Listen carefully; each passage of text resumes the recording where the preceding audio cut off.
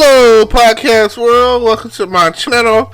It is 4/9/2021 at 6:49 a.m. and I watched last night Law and Order: Organized Crimes. Now, it's got your Elliot Stabler from Law and Order SVU. I don't know if you remember him. He was Detective Benson, Olivia Benson's partner, and they've got him back on his own show. And I love watching a show from the pilot or from birth, and I love watching it grow from birth to infancy to, around about the 5th season is when the show really gets transformed into what it's really going to be. And I really enjoy this show right now.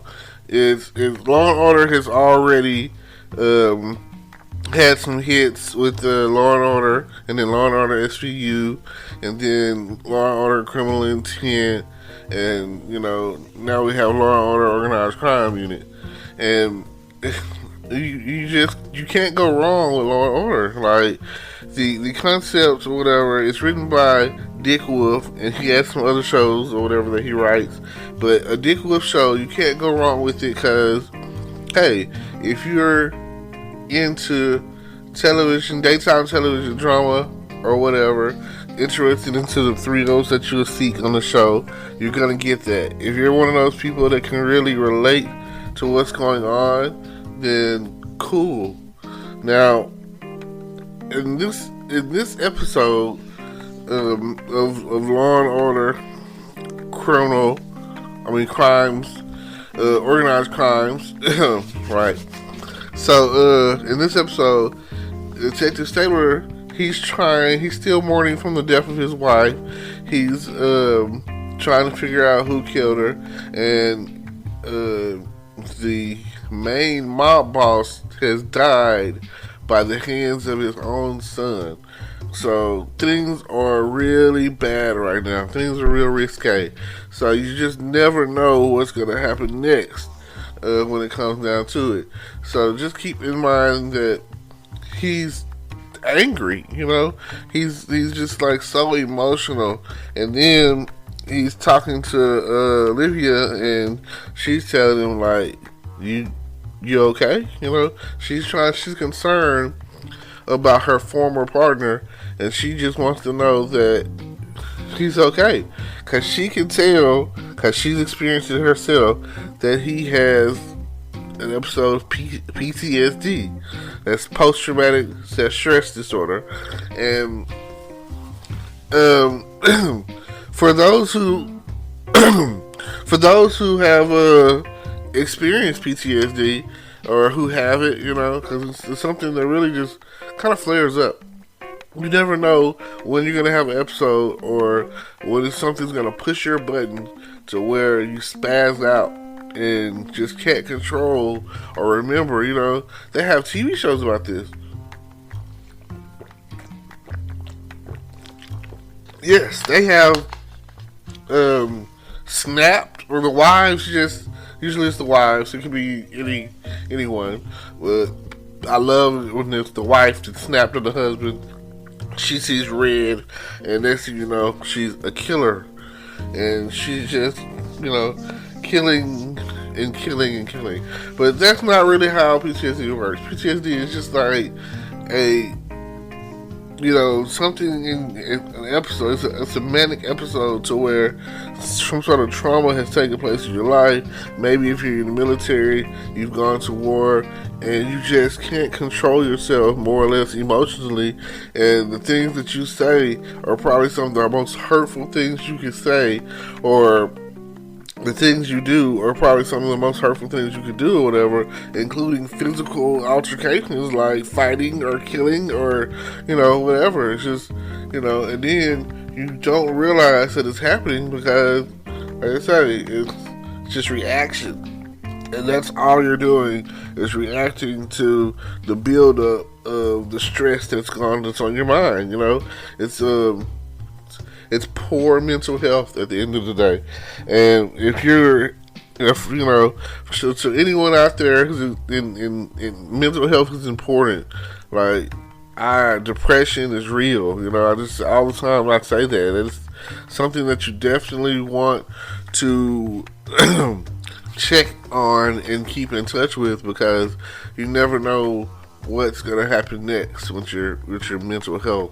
And if you're experiencing any type of signs of poor mental health, talk to someone. You know, talk to someone, and that usually helps. Find some sort of hobby, figure it out. Like, I mean, the talking to someone thing is usually good. And even if they don't give feedback, just talking, just knowing that someone else is there and, you know, cares, you know, that usually is a great, you know, starting point at the end of the day when it comes down to it.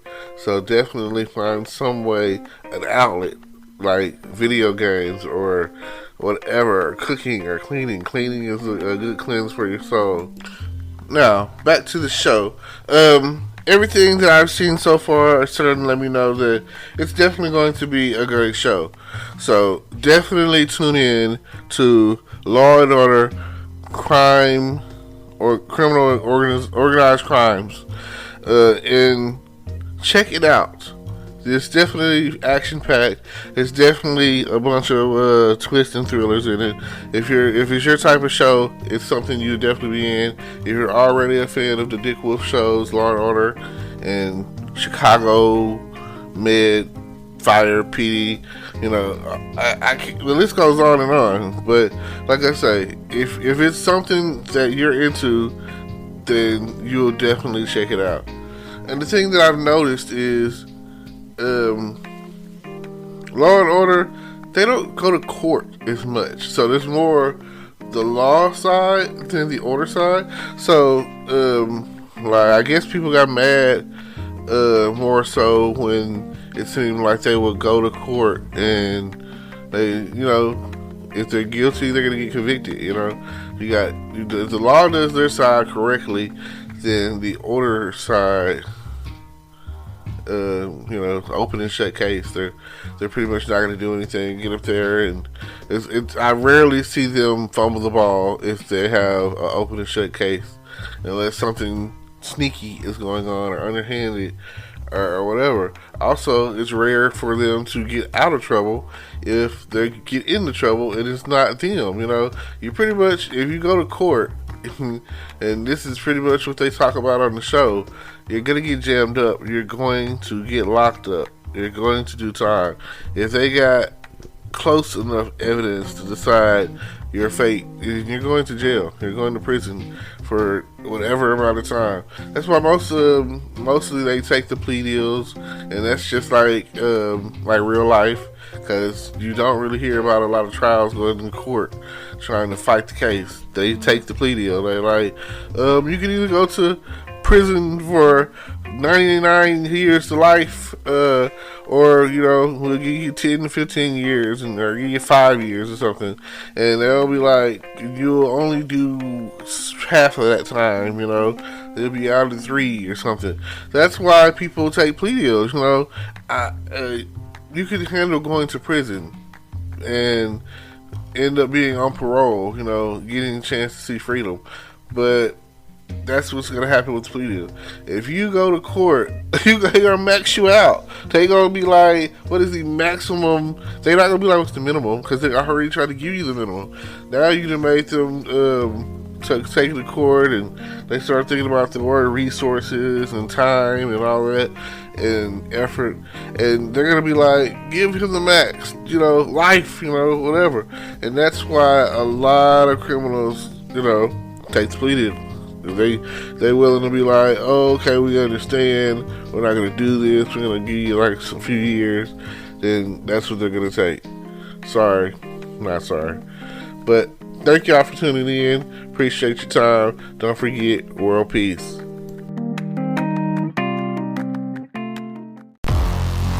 Hello, YouTube world. Welcome to my channel.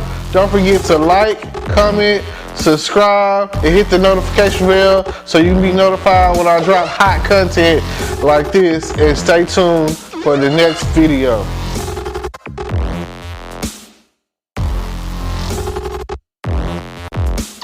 Today is your lucky day.